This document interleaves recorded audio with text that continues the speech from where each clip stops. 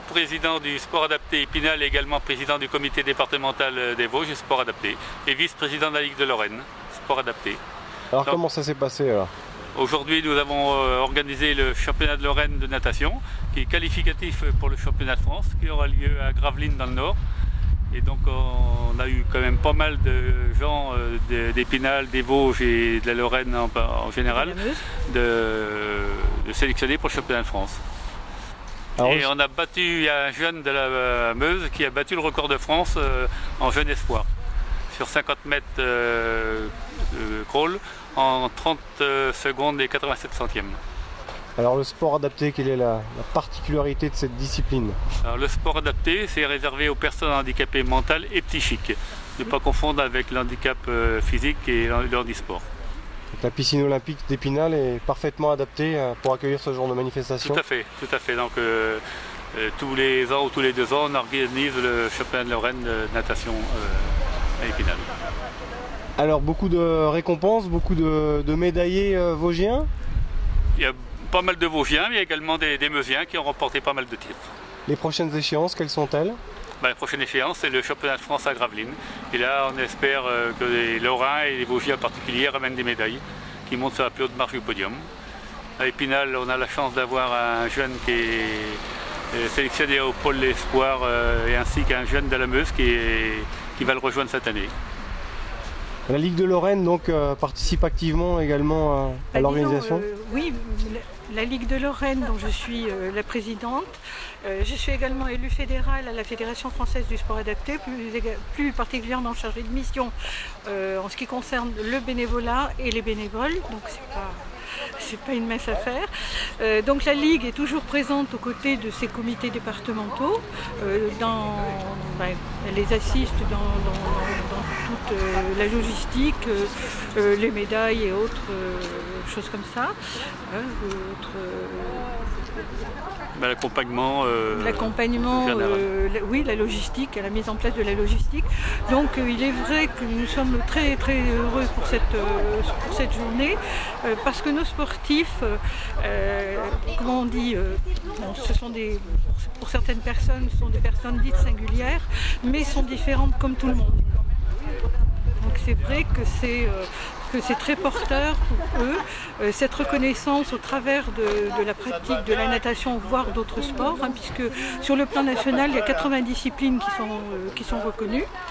Et le fait pour nos jeunes sportifs, pas jeunes et moins jeunes, d'avoir la possibilité de monter sur le podium et d'être médaillés, pour eux, c'est extrêmement important parce qu'ils sont reconnus comme des personnes tout à fait normales. Voilà. Merci.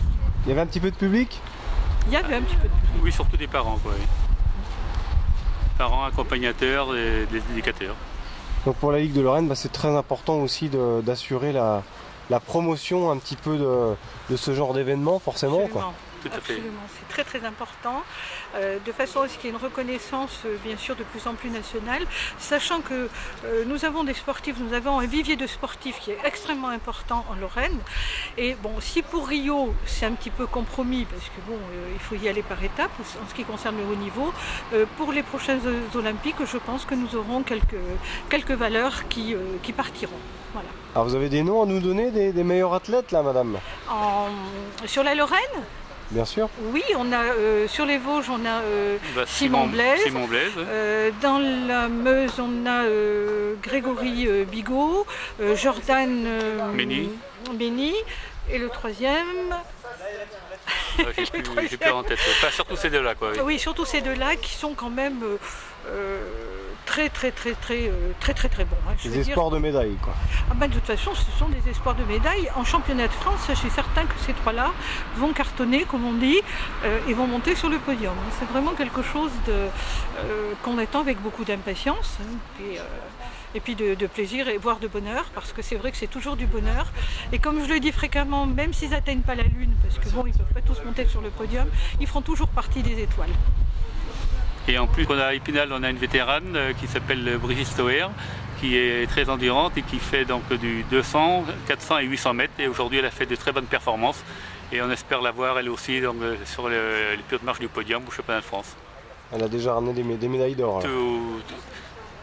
Pratiquement c'est tous les ans, elle nous ramène des médailles d'or. C'est une sportive complète, aussi bien natation que badminton, et toujours au top niveau, malgré son âge. C'est une discipline qui souffre d'un manque de médiatisation, forcément? Oui, beaucoup, oui, beaucoup. Sport adapté, on n'en parle pas beaucoup. On parle souvent du handisport, parce que les gens font l'amalgame, mais le sport adapté est très différent. Et c'est un sport très complet. D'ailleurs, on est multisport. Il n'y a pas que la natation, on fait du badminton, la pétanque. Il y a 80 disciplines.